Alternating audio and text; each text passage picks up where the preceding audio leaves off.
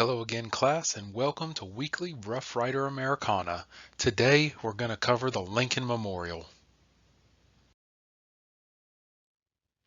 Now, I will tell you that the Lincoln Memorial is one of the most important sites to go to in Washington, D.C. Now, before we start the lesson, I would like to promote the channel of one of my friends, Dr. Zev Goldman Weiner. You can see the link to his YouTube page, and I will also put the link in the description. So, let's begin with the lesson. Now, the inspiration for the Lincoln Memorial is Abraham Lincoln, who was assassinated on April 14th, 1865, just as the Civil War was ending.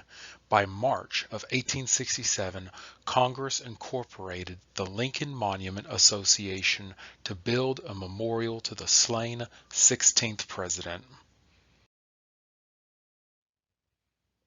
Abraham Lincoln, the 16th President of the United States and titan of our national heritage, grew up as a poor boy on the frontier, reading books by candlelight after long hours at school or on the farm, proved invaluable to the young Lincoln.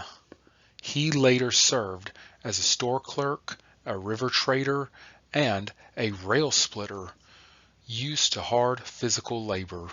A plain speaker for the plain folks, Lincoln blended his love of the written word with a strong work ethic and pursued a legal career, then a political one, from the Illinois state legislature to the U.S. Congress. Here was a man who aspired to lead the nation. The Lincoln Memorial is actually modeled after ancient Roman temples. It is very common to have monuments and buildings in Washington, D.C. that are modeled after ancient Greek and Roman architecture.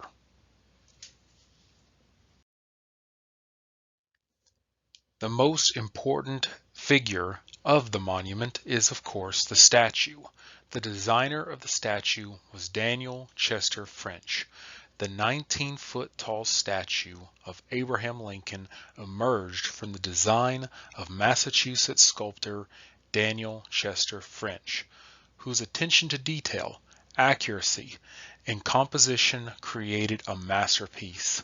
French devoted considerable effort toward depicting Lincoln during the midst of the war.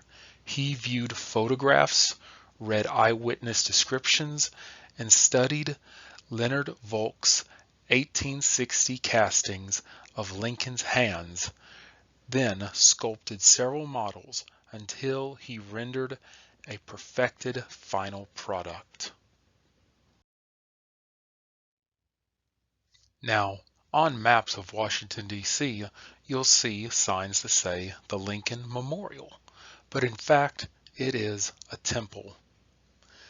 As it reads, "In this temple, as in the hearts of the people for whom he saved the Union, the memory of Abraham Lincoln is enshrined forever." Beneath these words, the 16th President of the United States sits immortalized in marble as an enduring symbol of unity, strength, and wisdom.